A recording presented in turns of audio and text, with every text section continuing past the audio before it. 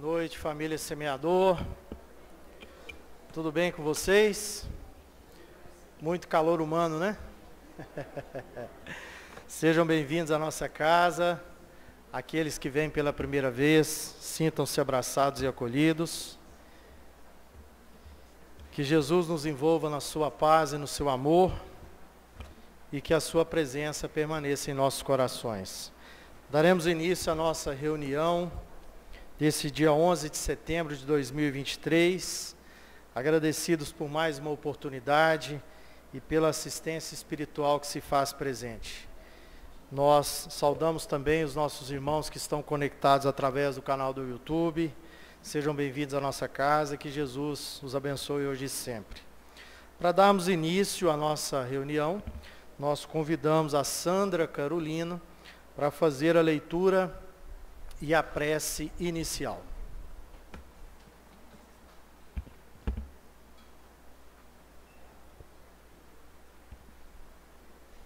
Boa noite a todos.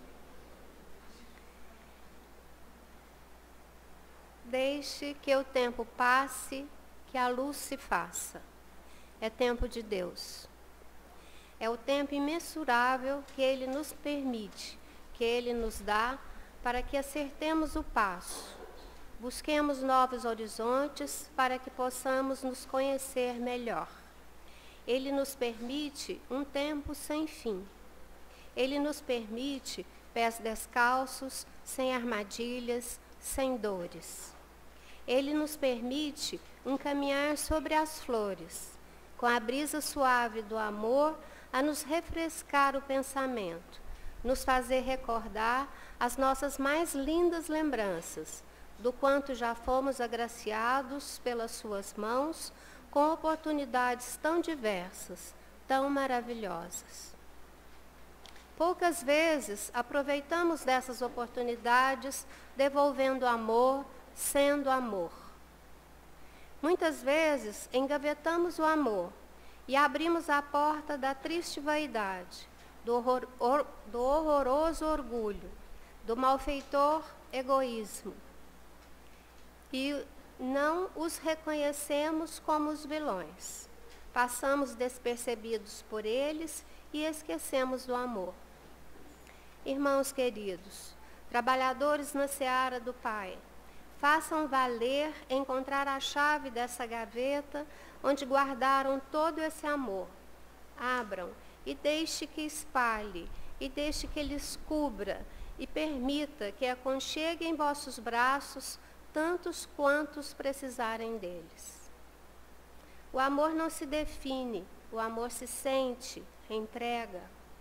Ele não se traduz, porque ele só tem um único significado: dar de si o que melhor tiver para doar. Deus os abençoe. Nesse momento, então, vamos elevar o nosso pensamento a Deus, a espiritualidade que nos protege, que nos coordena nesta casa e que está sempre presente conosco. Que todas as suas bênçãos, Pai de amor e bondade, sejam derramados sobre nós, sobre todos que aqui estão, que possamos sentir a sua presença em nossas mentes, em nossos corações, em nossa alma.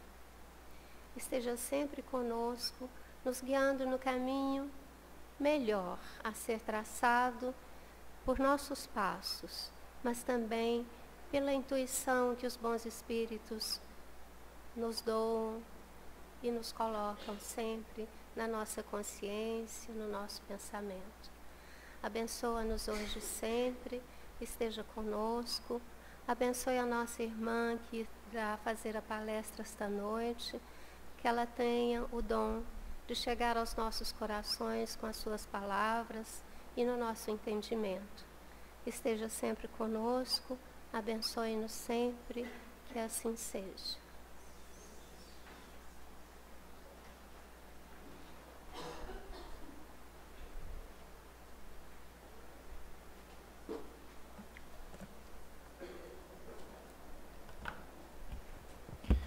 passando para o nosso tema de estudo da noite, hoje o tema será o milagre de Caná. Quem vai nos auxiliar no entendimento desse tema à luz da doutrina espírita será a nossa querida irmã palestrante da casa, Ana Cristina Tanus. Ana Cristina, que Jesus te abençoe.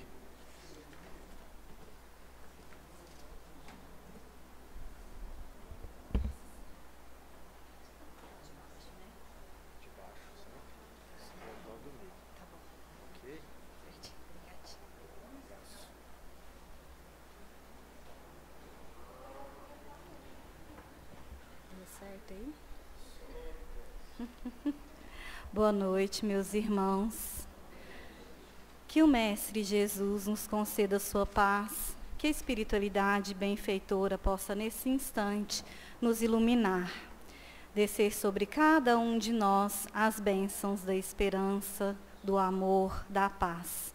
E hoje nós vamos tratar de um assunto muito interessante, né? Nós vamos falar a respeito das bodas de Caná, né? O milagre das bodas de Caná. Lembrando aqui que na ocasião do nosso encontro dos trabalhadores, que aconteceu no dia 5 de agosto deste ano, nós estudamos aqui, numa tarde maravilhosa de sábado, os milagres de Jesus, que é o capítulo 15 do livro A Gênese. Ali, Allan Kardec ele vai esclarecer para nós sobre esses milagres, o que de fato seriam esses milagres que Jesus teria feito. E na ocasião também ficamos responsáveis sobre as bodas de Caná e achamos muito interessante o tema para trazer para uma discussão, uma reflexão até mais profunda, porque o ensinamento que está ali, naquele momento, é muito importante para duas questões que nós trabalhamos muito na doutrina espírita, que é a união com Deus, a união conosco mesmo, essa é uma das primeiras, né? E depois a renovação do ser imortal. Mas antes da gente passar para a história das bodas em si, é interessante observar que as bodas de Caná é um daqueles grandes eventos que nós vamos, por exemplo, perceber que ultrapassa a própria religião. Como? A gente vai ver isso na literatura, na escultura, na pintura. Por isso trazemos aqui, para abrir o estudo de hoje, esse painel de Cândido Portinari, que é um pintor brasileiro, datado aí de 1956. É um painel, na verdade, que foi feito para um amigo de Portinari, o Tiago Dantas, e que depois foi doado para o Museu de Arte Moderna do Rio de Janeiro. É um painel razoavelmente grande, porque mede mais ou menos 4 metros por 1,70. Então, a gente vê essa grandiosidade dessa história das bodas de Caná sendo ilustrada, trazida por algum motivo. Esse motivo que a gente vai discutir hoje. Não menos diferente disso, temos também essa pintura muito famosa do pintor maneirista e renascentista Paolo Veronese, que foi feito em 1563 para os monges beneditinos, o Mosteiro dos Monges, que fica em Veneza. E atualmente é uma enorme pintura que está no Museu do Louvre, em Paris. Maior ainda que a de Portinari, porque mede de 9 metros por 6. Então, a gente vai entender, assim, não só a enormidade da pintura, mas a enormidade dessa mensagem que está por trás das bodas de Caná. Então, a gente já vai para a história em si, que se encontra no Evangelho de João, no capítulo 2, versículos de 1 a 12. E já vamos dizer aqui, mas vamos explorar depois, que é o único evangelista que comenta sobre essas bodas. Isso é importante porque Kardec vai nos explicar melhor a respeito do milagre posteriormente. Mas então João vai contar a história da boda de Caná. O que é contado ali? Nessa história das bodas de Caná, João vai dizer que Jesus, ele tinha sido convidado para essas bodas ali em Caná, mas que um pouco antes disso ele estava reunindo os discípulos, os apóstolos. Já havia passado, inclusive, por uma aldeia ali perto e já convidado Natanael e Felipe para fazer parte do seu apostolado. Logo em seguida a isso, Jesus vai então participar das bodas, onde já se encontrava alguns dos seus discípulos e também Maria, sua mãe. Jesus chega então nessa festa que já estava no 3º dia, lembrando aqui que as bodas na Palestina antiga aconteciam mais ou menos de 3 a 8 dias, né, a celebração de um casamento. E Jesus chega no 3º dia e Maria, chega afoita, vai dizer ao Cristo que o vinho havia acabado. Aí Jesus vai dizer: o que queres de mim, mulher? A minha hora ainda não chegou. Aí Maria volta para os servos que estavam com as talhas vazias e diz: faça o que ele vos disser. Logo em seguida, Jesus então vai dizer aos servos para que eles encham as talhas de pedra que eram utilizadas para purificação, para encher essas talhas de água. Assim eles fazem. Ao que depois Jesus diz: leve agora ao mestre de cerimônias. E assim eles fazem. E então o mestre de cerimônias, recebendo as talhas agora cheias de vinho, né, da água transformada em vinho, experimenta e diz: mas como pode? Tenho que relatar isso ao noivo. E vai ao noivo dizer: como você pode deixar o bom vinho para o final? Pois, geralmente, se oferece o bom vinho antes, para que depois, já embriagados, as pessoas fiquem com um de qualidade inferior. Mas tu conservaste o bom vinho até o final. Nesse instante, o que a gente vai perceber? Justamente aquele momento em que o Cristo se manifesta em toda a sua glória. E assim, os seus discípulos acompanham ele junto de Maria e seus irmãos até Cafarnaum. Então, essa é a história das bodas de Caná, que está narrada pelo Evangelho de João. O que é importante para a gente entender o que acontece aqui dentro do texto de João? Observar o tempo que se dá. Nós passamos inicialmente pelo tempo do batismo, onde João Batista reconhece o Cristo como o Messias, que viria então trazer uma outra mensagem muito transformadora de nossos corações. Logo em seguida ao batismo, o que a gente vai ter? A reunião desses apóstolos, o início do Cristo reconhecer nos seus discípulos o segmento da Boa Nova, para chegar nas bodas de Caná e fazer então a festa do anúncio do Evangelho. Então a gente, quando vai observar a palavra Caná em hebraico, a gente vai perceber que significa adquirir, que significa conquistar. É como se Jesus quisesse conquistar um povo para ele, adquirir um povo para ele. Adquirir em que sentido? Não é o sentido material. A conquista é sempre espiritual. Quem entendeu que era material, infelizmente, o traiu, porque achava que Jesus iria levar adiante a conquista material, mas não foi para isso que o Cristo veio.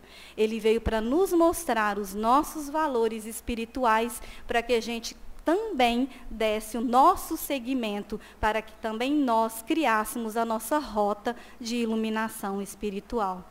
Então, já que nas bodas a gente vai ver a nova aliança surgindo.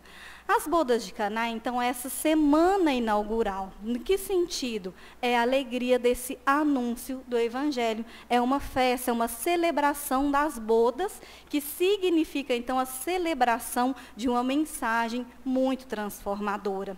Aí é interessante porque Jesus diz lá, né, mas a minha hora não chegou. O que ele queria dizer com isso? Na verdade, o Cristo diz que o momento do despertar tem o seu momento certo. Assim acontece conosco, despertamos no momento certo. Mas esse despertar não é só para a mensagem do Evangelho de Jesus, é um despertamento para essa renovação interior. Porque às vezes a gente já despertou, está com o Evangelho de Jesus conosco, mas precisamos todos os dias renovar o Evangelho em cada um de nós.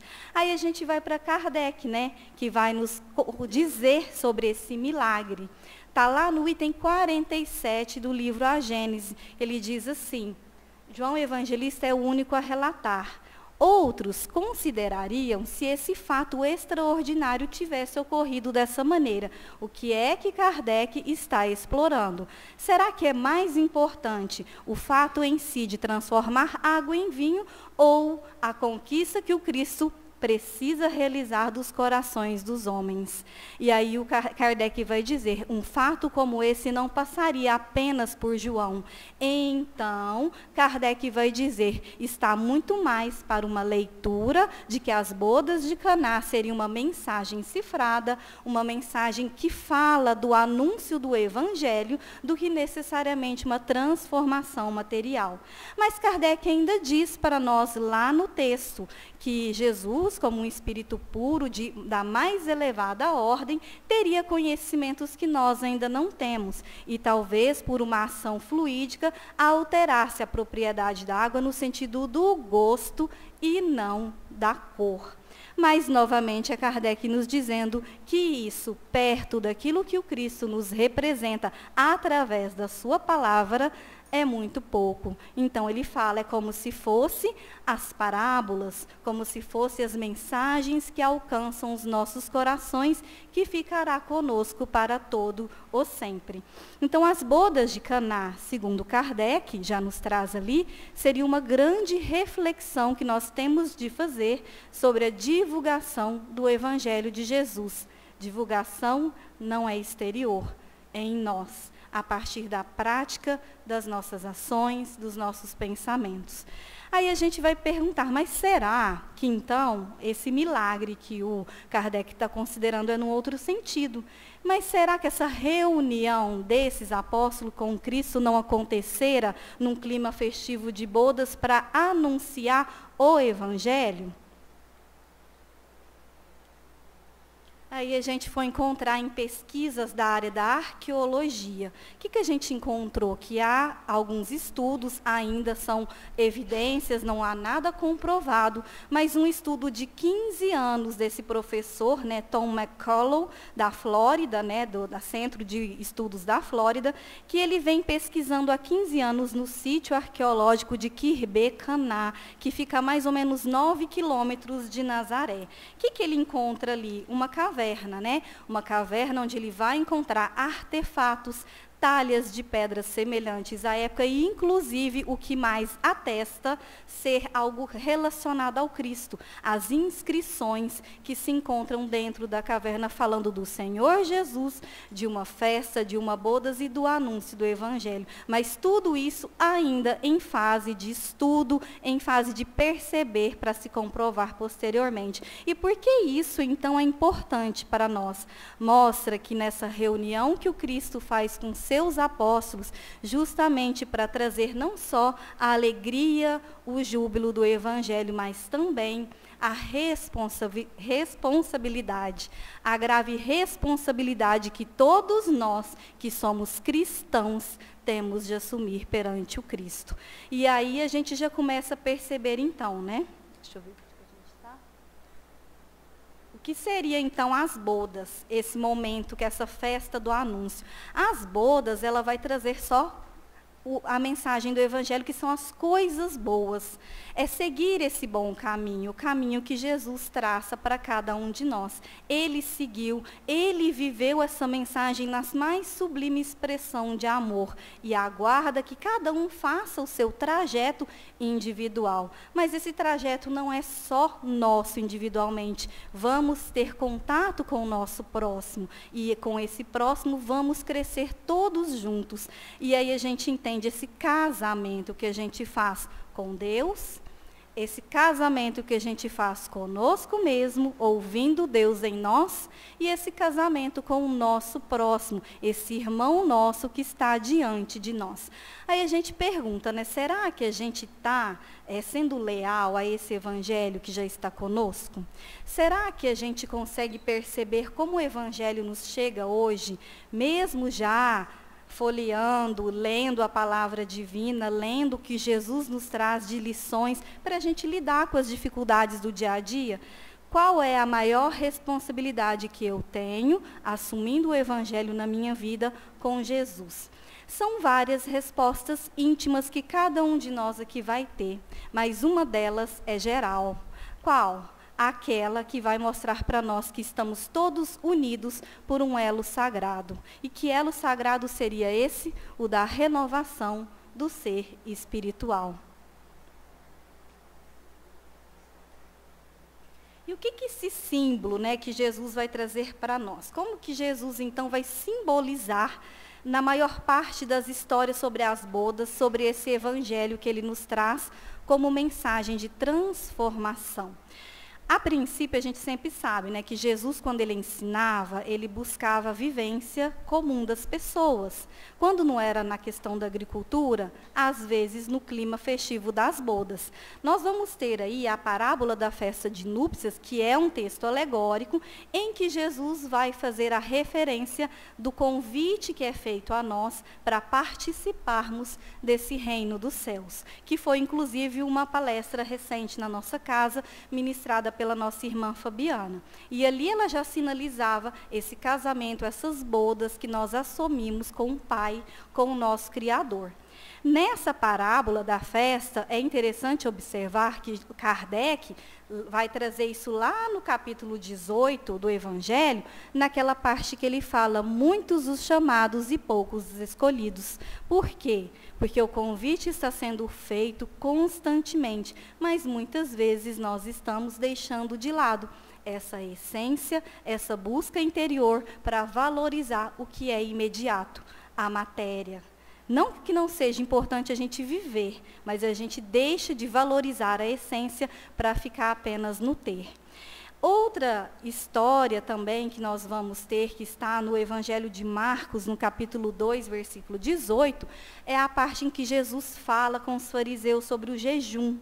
Ali os fariseus diziam para Jesus, mas como que os seus convidados estão se banqueteando contigo, não deveriam jejuar? E aí Jesus vai dizer assim, mas como que os convidados das núpcias vão jejuar na presença do noivo? Isso só se dará quando o noivo não estiver presente mais. Então, olha o que o Cristo está fazendo. Ele está pegando uma questão exterior que os fariseus estão apontando, que é o jejum do corpo físico, e transferindo isso para o jejum espiritual. Em que sentido? O jejum espiritual é aquele em que nós vamos fazer o jejum da renúncia do nosso ego. A mensagem inicial que foi lida aqui diz muito sobre isso, né? Que a gente às vezes se deixa levar pelo egoísmo, pelo orgulho, mas que não é essa a nossa sina, a nossa essência. Nosso destino final não é esse. Então, é nesse sentido que a gente entende o jejum espiritual que o Cristo está dizendo. É justamente esse momento em que, renunciando o meu ego, convivendo em harmonia com o meu próximo, eu tenho condições de dar crescimento ao meu trabalho individual e ao trabalho coletivo. Então, as bodas de Caná, elas vão ser o primeiro sinal do tempo da salvação. Aí a gente fala assim, como assim salvação, né? Kardec vai esclarecer para nós lá no capítulo 24 do Evangelho segundo o Espiritismo.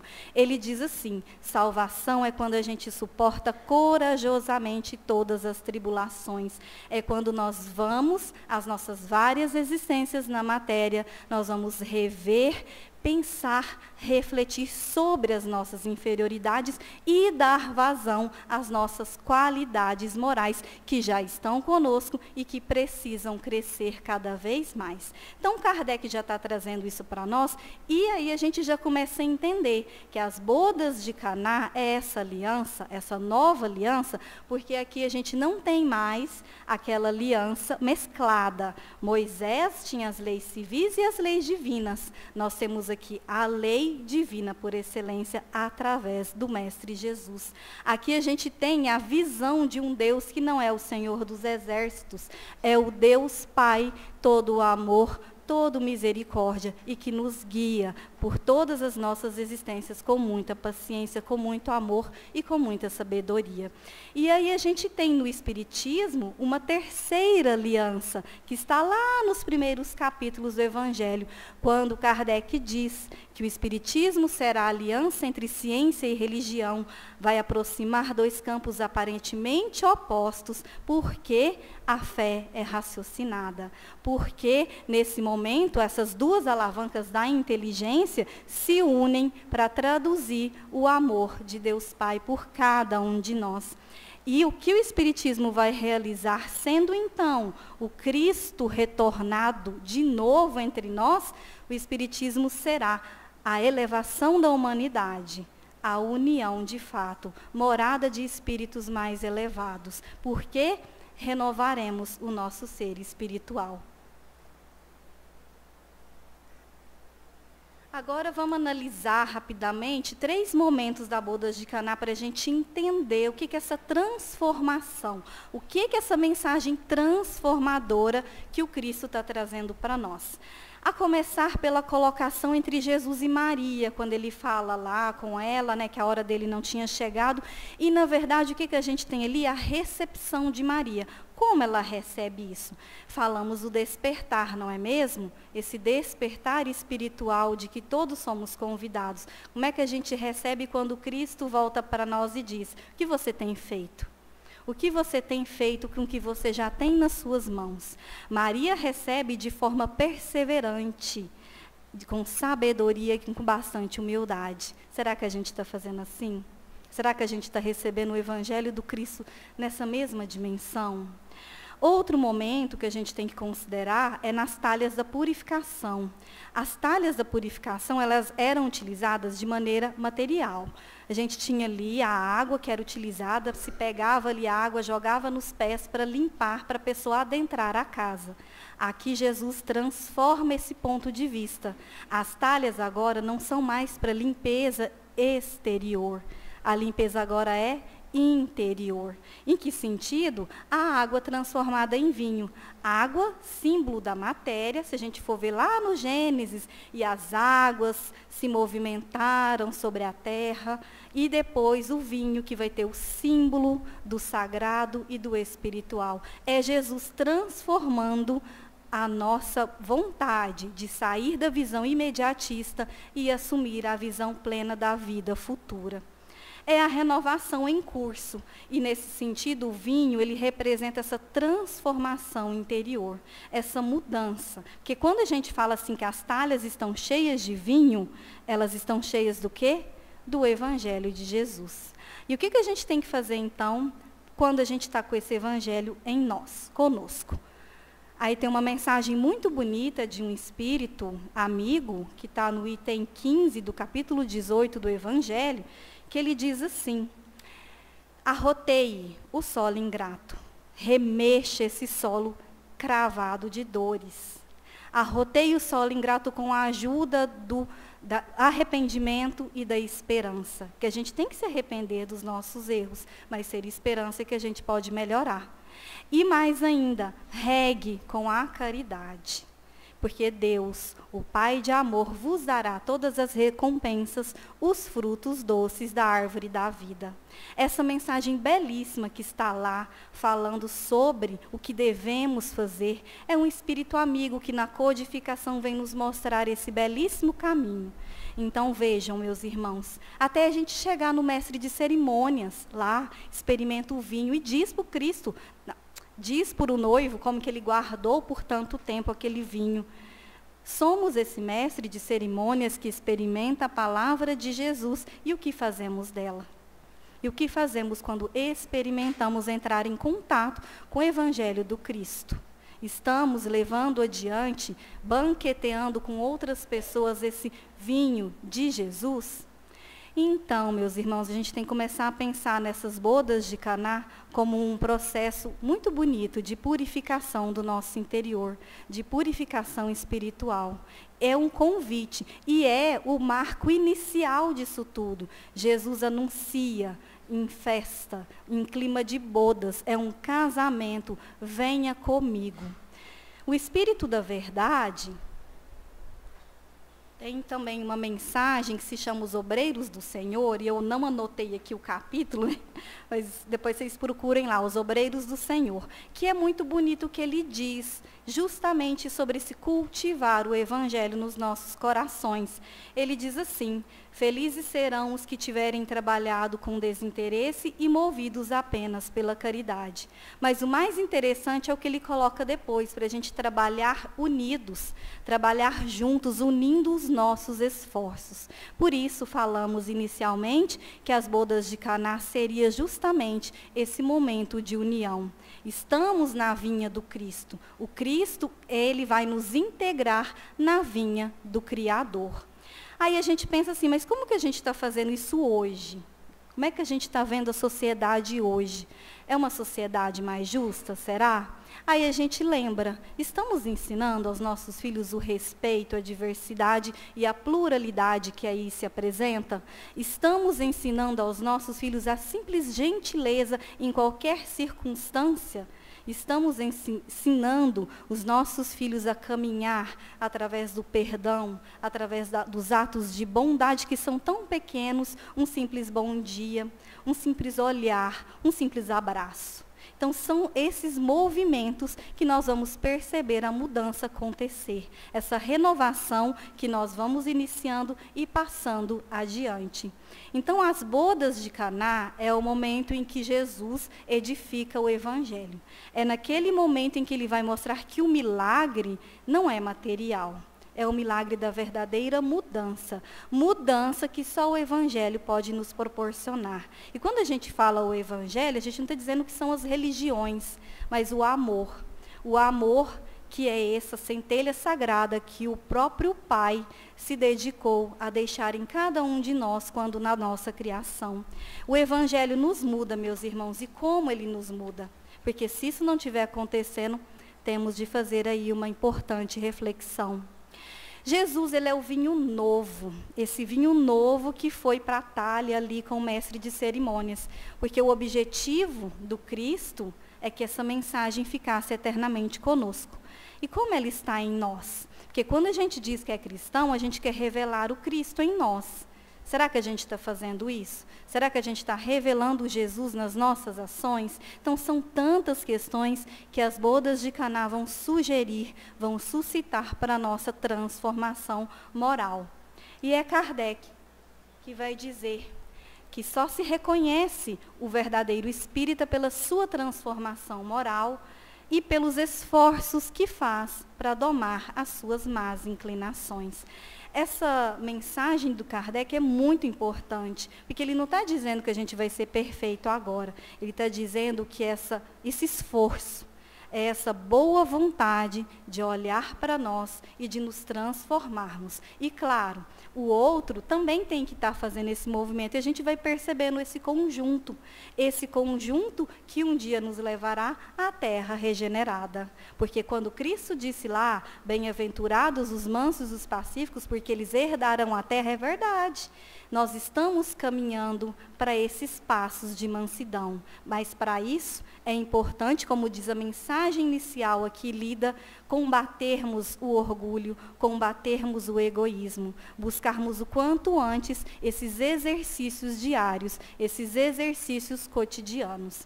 Então, o clima ali de bodas, festivo, vai mostrar, nós estamos sendo convidados a assumir algo muito importante, um elo verdadeiro que nos liga ao Pai. Jesus tira essa visão tão simples, da questão exterior para nos trazer a profundidade da verdade espiritual. Sem rituais, sem purificações materiais, apenas com o sentimento da simplicidade, da humildade. Então é com alegria que a gente vai para a renovação. É com alegria que o Cristo anuncia, naquele momento, o seu evangelho de luz. Mas lembrando que, assumindo esse evangelho, vamos ter as responsabilidades. Essa mensagem que está no capítulo de João, no capítulo 15, versículo de 1 a 5, vem trazer para nós mais ainda o entendimento de como o vinho, dentro da questão do Evangelho de Jesus, nesse sentido do símbolo, para a gente entender como que isso é renovação, né? Como isso se refere à questão espiritual. Quando Jesus diz, né, eu sou a videira verdadeira e o meu pai é o agricultor, permanecei em mim e eu permanecerei em vós. Assim como o ramo não pode produzir fruto de si mesmo, assim também nenhum de vós, se não permanecerdes em mim. Eu sou a videira e vós os ramos. Vamos entender, né? Quem que é esse agricultor? É Deus. Deus que oferece a vida. Deus que nos cultiva. Deus que nos cria, que cria o tempo todo. E quem é Jesus aí? O enviado direto dele, dizendo que ele é a videira. É através dele. Eu sou o caminho da verdade e da vida. É só através dele que nós vamos chegar ao Pai. Porque quando a gente não vai por ele, a gente não frutifica, né? Ele diz aí. Não vai por ele em que sentido? Quando a gente não passa pelos caminhos, pelas estradas dessa jornada da evolução. Quando a gente fica só deixando para depois, deixando para depois e deixando para depois. Então vamos fazer o que o Espírito nos disse. Vamos começar a lavrar o nosso solo íntimo quanto antes. O momento é agora, não deixemos para depois. E claro, o Cristo viveu tudo isso na sublime expressão de amor e vem nos convidar para sermos os seus ramos. Os frutos que nós vamos dar depois são os frutos das boas obras, que é onde Jesus diz lá em Mateus que nós vamos ser recompensados pelas boas obras que fizermos diante de Deus. A Amélia Rodrigues, que escreve essa história das bodas de Caná, num livro da psicografia do Divaldo Franco. E é interessante que ali ela traz exatamente isso que hoje nós estamos comentando aqui. Ela diz que as bodas de Caná é o marco inicial do ministério de Jesus. Ela até comenta que essa mensagem transformadora só pôde chegar até nós, né, porque o Cristo esperou esse despertar, esse momento certo de que pudéssemos receber essa mensagem. Ela diz ainda que era o início de uma era infinita de amor. Nós estaríamos, então, assumindo as bodas infinitas com o Pai.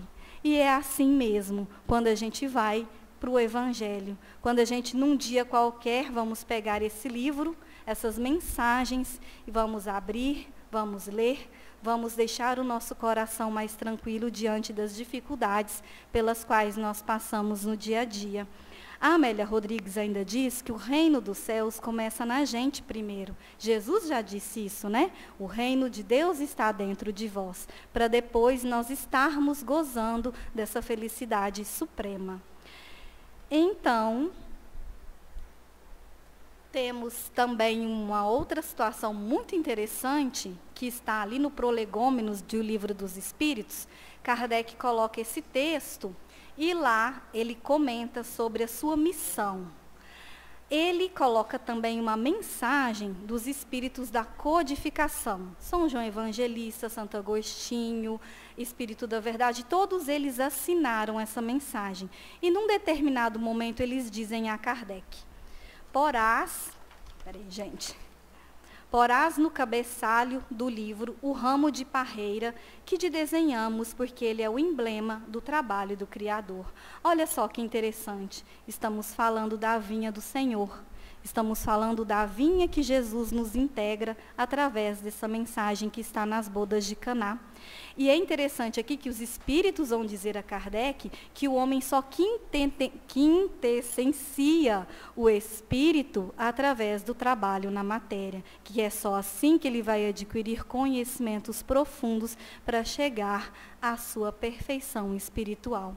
Então, o que nos une de fato? o bem maior que nós podemos fazer enquanto aqui estamos, nesse momento, nessa existência. Caná é a força da transformação. Jesus se apresenta ali com essa força. E depois nós vamos ver lá, quando ele está partindo, deixando que o Pai nos perdoe, porque não sabemos o que fizemos de tudo aquilo. Mas mesmo assim ele não desiste, porque ele mostra que o Evangelho em qualquer época será sempre de alegria, será sempre de união.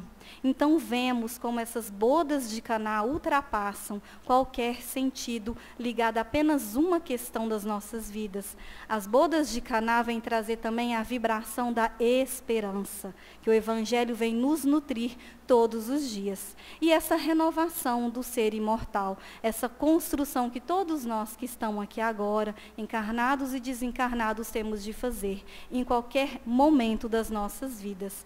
E que então possamos deixar que o Evangelho de Jesus resplandeça em cada coração, lembrando que lá foi o marco inicial, que o Espiritismo vai completar a edificação do Evangelho, mas que nós precisamos ser aqueles obreiros do Senhor, dando ênfase nesse trabalho no nosso ser imortal.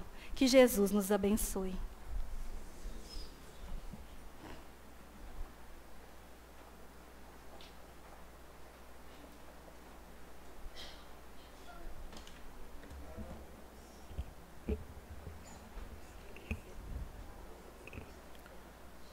Cristina, mais uma vez, muito obrigado. Que Jesus continue te abençoando. Convidamos os nossos irmãos médios passistas para adentrar a sala de passe para o trabalho preparatório. E vamos aos recados da semana. Meus irmãos, no próximo dia 23 de setembro, nós teremos mais uma edição da nossa Pizza do Bem. Então será no sábado, a partir das 8h30, estaremos aqui reunidos em nossa casa. Então aqueles irmãos que tiverem disponibilidade para o trabalho, deixamos aqui também o nosso convite. Basta trazer o avental, à disposição para o trabalho e amor no coração. O restante a gente se responsabiliza em orientar vocês. Então aqueles que já têm por costume aí participar do nosso trabalho, nós reforçamos o convite. Aqueles que tiverem interesse em vir pela primeira vez, deixamos aqui também o nosso convite a todos. Na semana que vem, nós estaremos anotando o pedido daqueles que queiram deixar seus pedidos nominais, mas nós teremos também as pizzas avulsas, né, atendendo aqueles que não registraram o pedido. Esse mês nós reajustaremos o valor em R$5. Nós tivemos uma alta dos insumos, então até então a gente vinha praticando o preço de R$40, e aí nós teremos que ajustar esses R$5, né?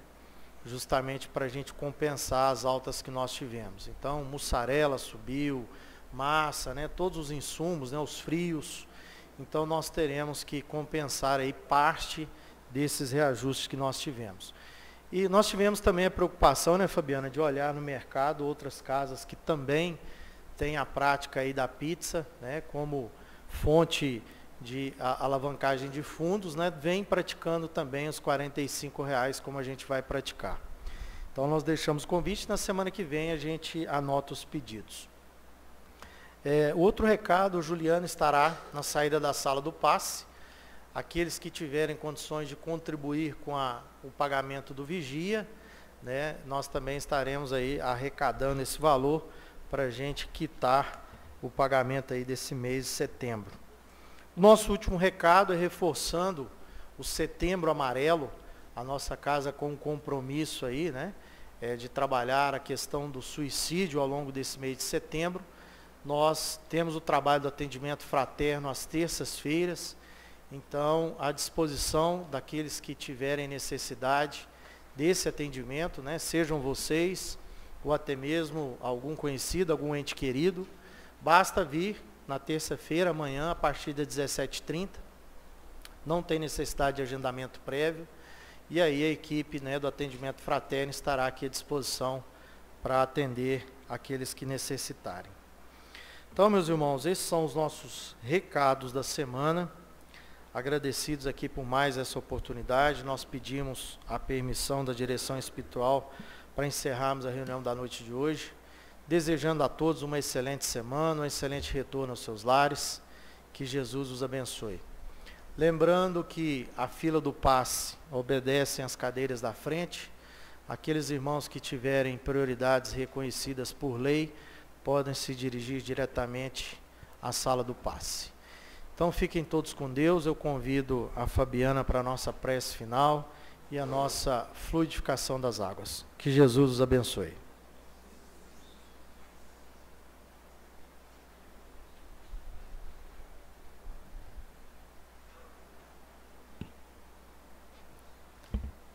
Boa noite, meus irmãos, que a paz permaneça em vossos corações e nós vamos finalizar essa noite de hoje com muita gratidão no coração, por aqui nos reunirmos em torno do Evangelho do Cristo. Que Ele toque sempre as nossas almas, no sentido do olhar íntimo, daquilo que precisamos transformar em amor. E rogamos a Ti, Mestre amado, a magnetização das águas, que sejam transformadas no bálsamo salutar, capaz de minorar as dores do corpo, do espírito, e também rogar pela preparação para o trabalho do passe, aqueles que aqui estão presentes, e o passe espiritual para todos aqueles que se encontram em seus lares, e visualizando a sua mensagem de amor e paz, vamos visualizar também o seu olhar sobre nós. Que nesse instante, meus irmãos, estejamos diante do olhar de Jesus e oremos todos juntos. Pai nosso, que estais no céu, santificado seja o vosso nome. Venha a nós o vosso reino, seja feita a vossa vontade, assim na terra como no céu. O pão nosso de cada dia dai-nos hoje. Perdoai as nossas dívidas, assim como perdoamos aos nossos ofensores. E não nos deixeis cair em tentação, mas livrai-nos de todo o mal. Vamos em paz, que Jesus nos acompanhe. Assim seja.